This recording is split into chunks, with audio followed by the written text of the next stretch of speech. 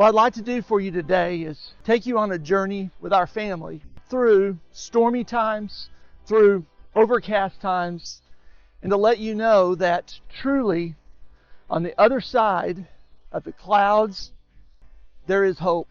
There's a rainbow. You may not see it now, but it's there.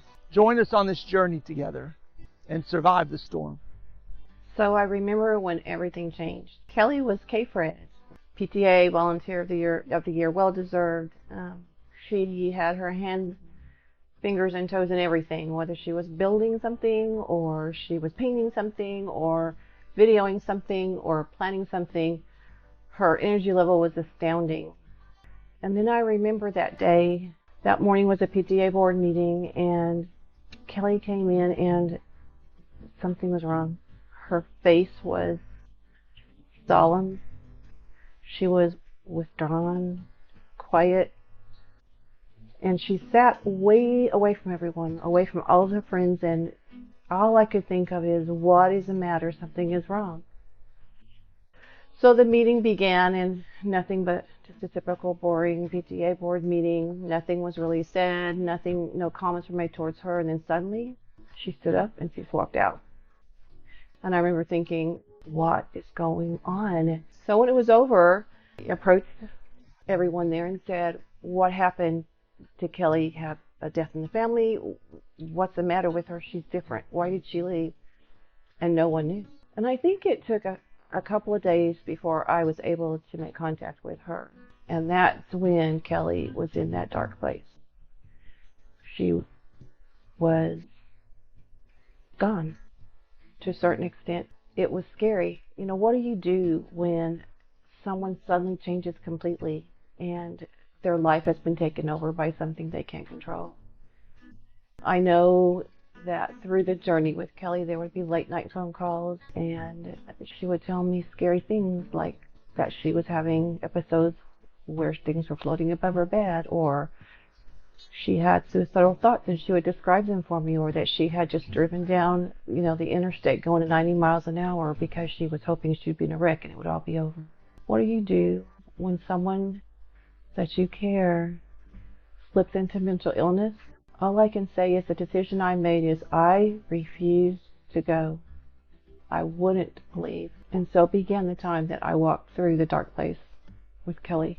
My first impressions of Kelli were she's fun, carefree, energetic, crazy, not in the way you're thinking, just wild and crazy fun. No filter when she talks. And a get it done girl. And she could get it all done. I was envious of her endless amounts of energy, but I had no idea what was coming.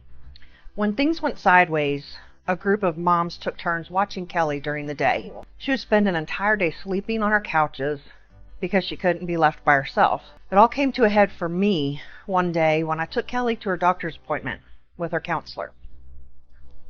After the appointment, I asked her counselor if she was going to be okay. The counselor said, she'll be fine, but ended with, just don't leave her alone. And I looked at her and I said, that's not fine. So, I kept watching Kelli that day, and as the day progressed, her mental state continued to deteriorate rapidly. She shared with me how she would kill herself, the wheres and hows in disturbing detail. The final straw for me was her begging me to make the voices stop while she banged her head on my dashboard of my car. Frightened for her safety and the safety of those around her, her kids, her husband, her friends, I made a drastic decision to take her to the hospital and have her admitted. I called Donovan from the hospital and told him where we were and waited for the intake nurse. When they asked Kelli if she was suicidal, she replied no. I quickly said that was a lie, and I gave them the details she had shared with me. Her emotions quickly turned to anger, and she argued, and she punched me in the arm. I said, punch me all you want, but you're not leaving. Kelli told me she doesn't remember any of this. Her mind was not her own that day, or in the many days and months that came to follow. But I can tell you honestly that this is a day I will never forget. Her battle is ongoing, but her desire to stay healthy, the support from her friends, the prayers that surround her, and the devotion of her family is what will get her through the tough times. I would be remiss if I didn't mention that her husband Donovan has been a rock during this epic battle. It's a consensus that all of our mom friends share. It was tiring. It was very difficult to raise my kids, to take care of her, and to work. I was in school during part of that time. It was difficult.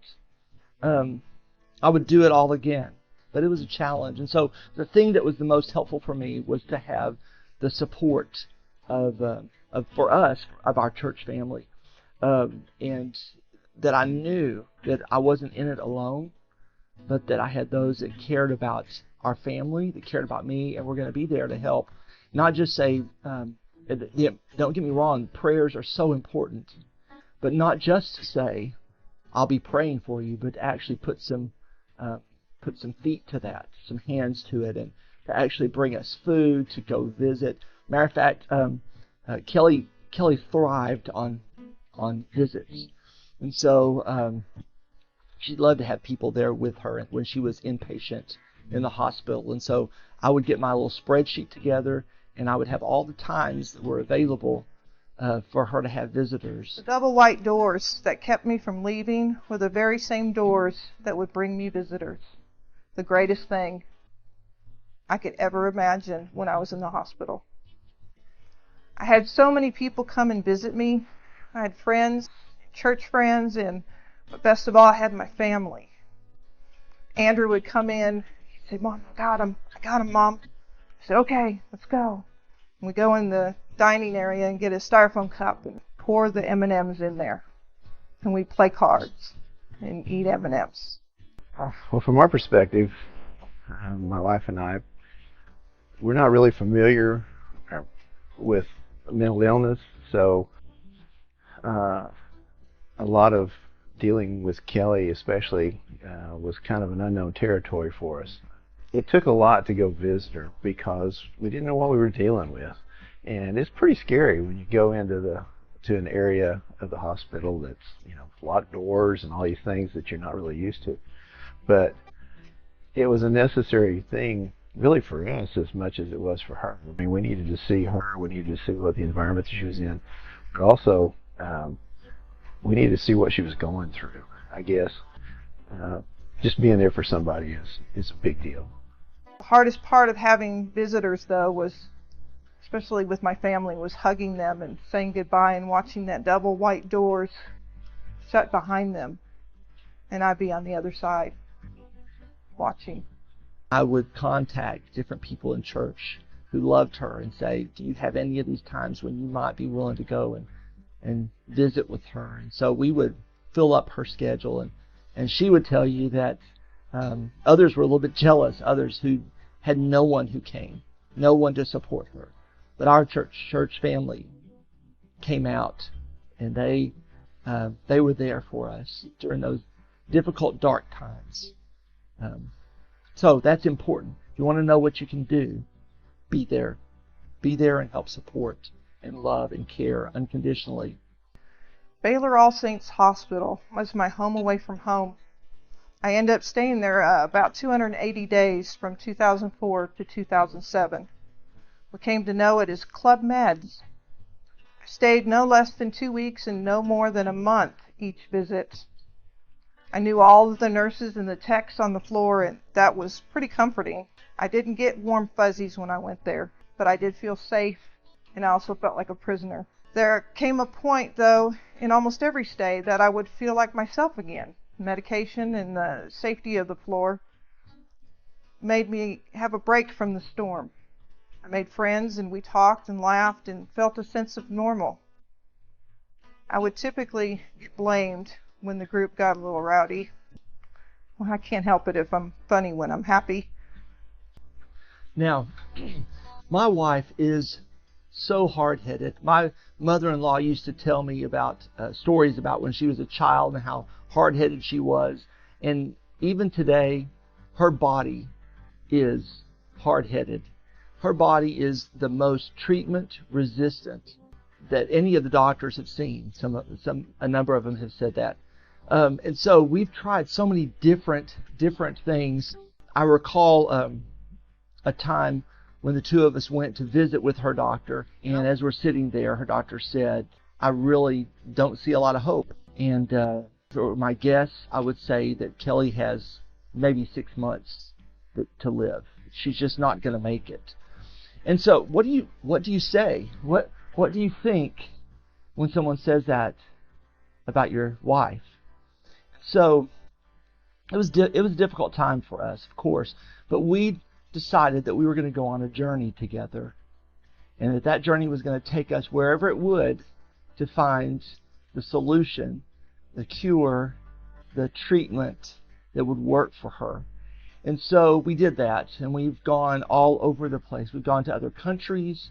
We've spent tens of thousands of dollars out of our pocket because insurance wouldn't cover things. And we've done some pretty extreme treatments that we'll tell you about. But it's worth it, isn't it, to increase that quality of life and just increase the length of life. And so I would just suggest that you be committed to doing whatever it takes to get to the place where your loved one needs to be. You know, medications I know are necessary, and there's a reason, a purpose for them. And I know with Kelli, it's been really important for her to maintain those medications. But I tell you, they can really be scary. So I would just suggest that you not be overly scared by them, that you be really cautious. I remember the first time Kelli started taking some of these stronger medications. I was sitting in the living room. I think the kids were in there as well. I heard some rustling going on in the kitchen, and I glanced over, and just in time to see her just pass completely out. And so I, of course, ran in there, and she was just laying in the floor in the kitchen, and I couldn't get her I couldn't arouse her. I couldn't get her to come to. And as you can imagine, that was a pretty scary time for us. And the kids and I helped to get her actually kind of drug into a place where she could lay down and everything. But it took her a while to even be coherent again. So those medications can be really strong, especially when you're starting to get acclimated to them. For me, there was a time when Kelli kind of got off on the medication a little bit. And once you start getting off a little bit on what you're taking, not taking the right things, the right dosages or whatever, and she takes several, once you start that road, it can be a slippery slope. And so she got way off at one point and ended up in some trouble. And so I've taken it on myself to administer all of her medications. And so I've been administering her meds for a number of years. Once a week, I have just a pill box for the week, and I just divvy all those out. And then even periodically, I look to make sure that she's taken the sections that she's supposed to have taken by then. And not to treat her as a child, but just to care about her and to make sure that she's doing what she needs to do in order to get better. I've been seeing my psychiatrist for more than 20 years now. I started seeing her for being treated for ADHD. I trust her with the chemistry of my brain. I had had over 30 different medications to treat this illness. There's only a handful left to try, and that we needed to be selective and careful when we make these decisions. I have several side effects from the medications, some severe, some just annoying. The most unrelenting and awful one I just hate is called restless leg syndrome. I have it without the medication, but it's exasperated 1 million times. Weight gain was a nightmare. I gained 80 pounds on certain medication in 1 year. Once I stopped taking the medicine, I lost 50 of those pounds. Dry mouth is awful. Did not know the ramifications of it until I lost all my teeth on the top and part of the bottom. I now have $30,000 implants on top. Lithium toxicity happened when my hospital doctor overprescribed the lithium and nearly killed me. One day I walked into the bedroom, and she was in bed, and I thought, it's the middle of the day and you're laying in bed, and I looked at her face. It was drawn, and she was a little a little incoherent. She was drooling uncontrollably, and I was concerned. Matter of fact, I thought that she had had a stroke. And so I got her up as best I could. We got her walking her cane, and she was maybe her late 30s, maybe 40 at this time.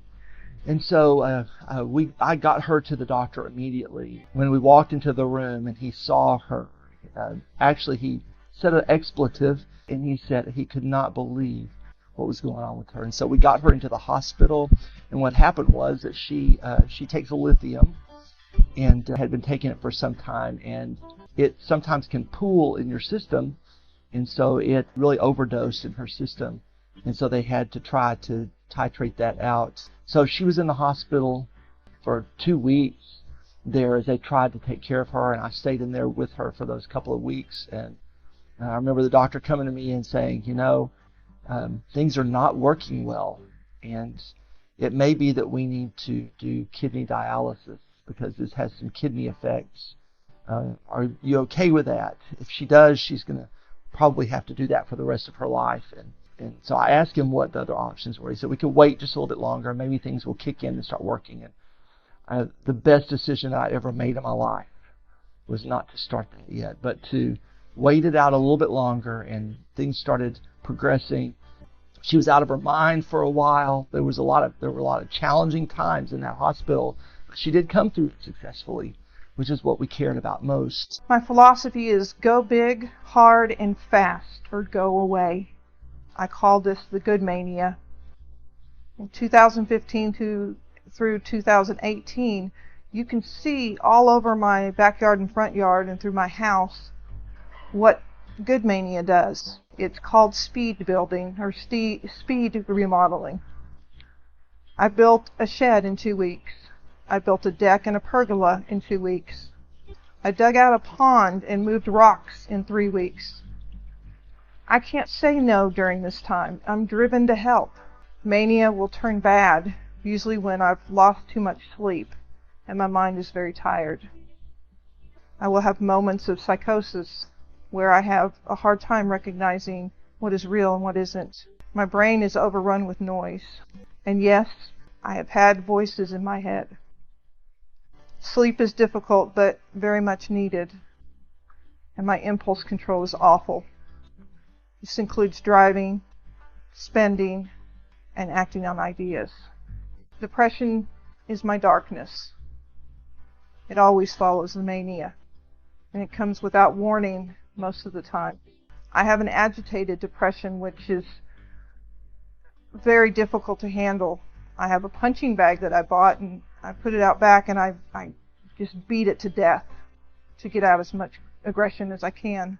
Suicidal thoughts come and go with different intensities.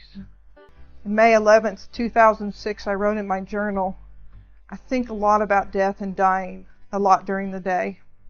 I find myself lost in thoughts about how it would be once I die. I have already missed out so much on my kids' lives. I feel guilty for not being the whole person they need and deserve. The whole process of mania and depression can be 4 to 6 months.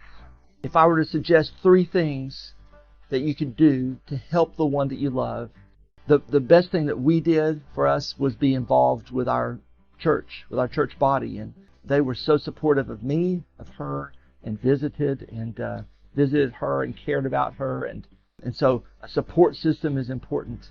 The other thing is education. Educate yourself. Don't be scared of it. Don't let it stigmatize you, but go out, dig in, and research. Know what the medications do.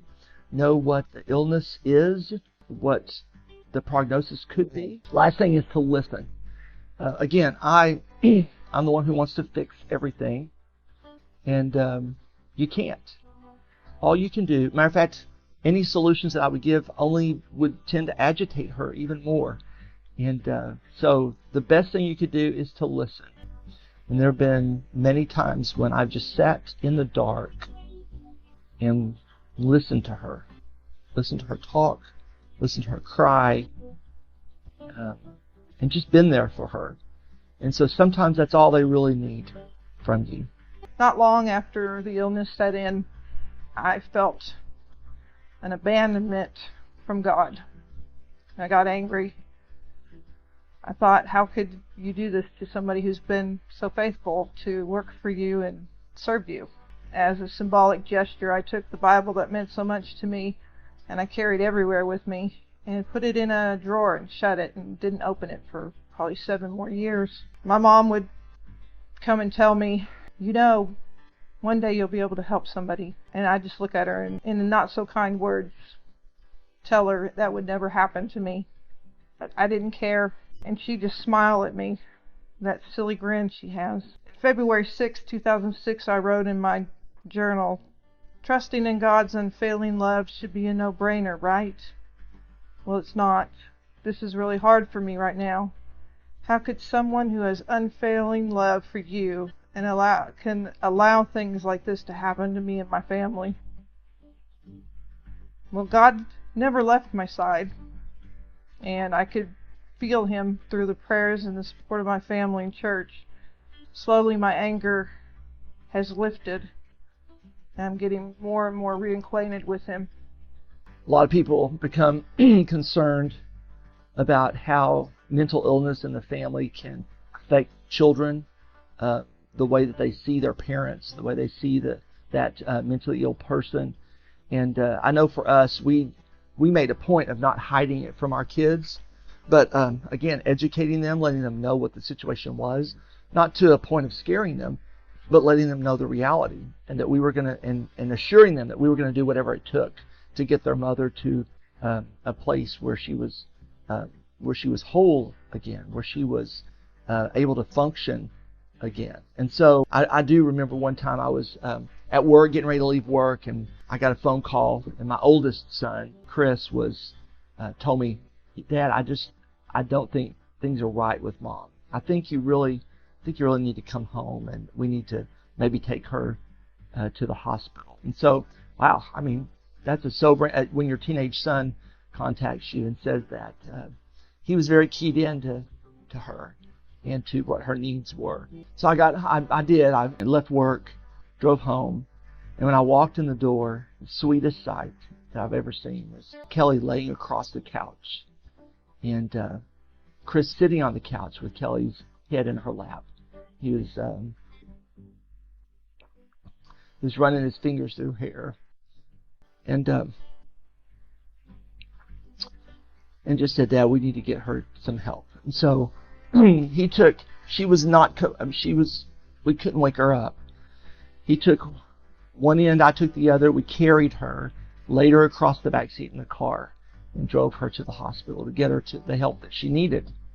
So I would just suggest that you let your kids be part of the journey with you.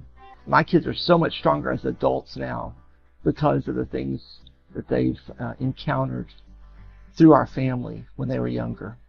I'll never forget the first time I told Donovan to take the kids and leave.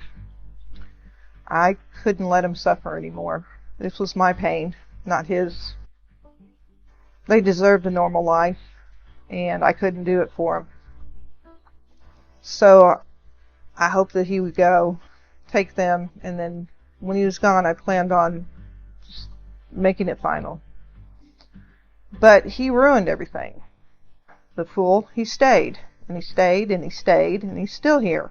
Despite his not being able to understand everything, he stayed by, and he educated himself and the kids. And there was many nights he didn't sleep when I had hallucinations or bad nights. He would stay up and watch and protect me, so I could sleep. The hospital staff loved him and my kids, and they said I would make it because of his support and their support. They were 200% right. He has been my rock through this, and now I'm convinced that I'm stuck with him till the end, and I'm good with that. Friends are also a great support, and I had a friend circle, so to speak, an emergency phone line I could text or call, and those friends knew to answer and to respond with something. They went above and beyond the call of duty as friends when things were bad. Friends would show up at the hospital that didn't know I was there because My phone, I wouldn't answer for days. So they knew something was up, so they'd show up at the hospital. I couldn't have even begin to count how many friends I have that have been a part of my support system. I am totally blessed with friends. God has a way of crossing people's paths at the right time. I do believe that. Kelli and I have supported each other for over 15 years. There's times when I was a little healthier than her and was able to help her. And when I was down, she was able to help me. That is one good thing about our friendship. It is, we laugh together, we float together, we cry together, we vent with each other.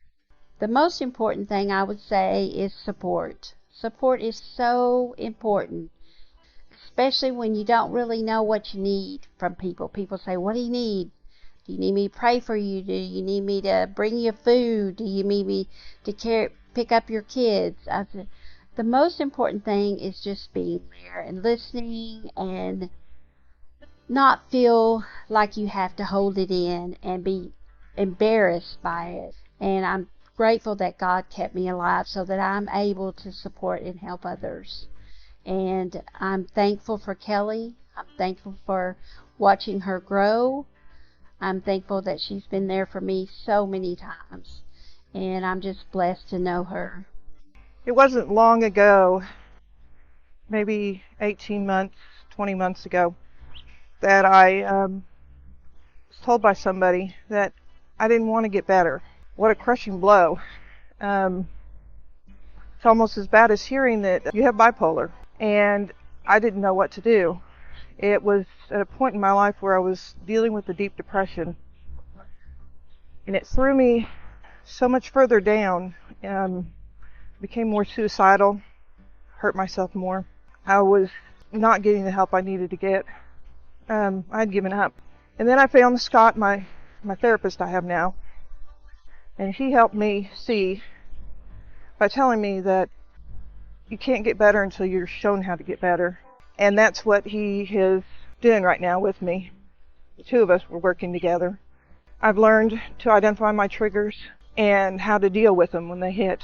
For 18 months now, I've not had a episode. It's the first time in 5 years. It hasn't been an easy road. I deal with ups and downs daily. And I just can't give up. My family is my anchor to this world. I live for each day I get to have with them. Mental illness is a lonely existence in today's world. Society is quick to judge and not comfort. I was lucky to have an incredible support system.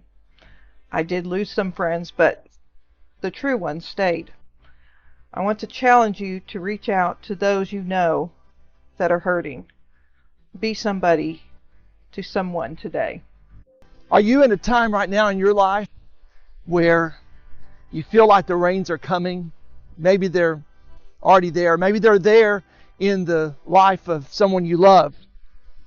Maybe it seems like that the good times in life are just hit or miss. Well, I want to encourage you today that there is hope. There is hope for a better tomorrow. Surround yourself with those who love you. Get the help that you need.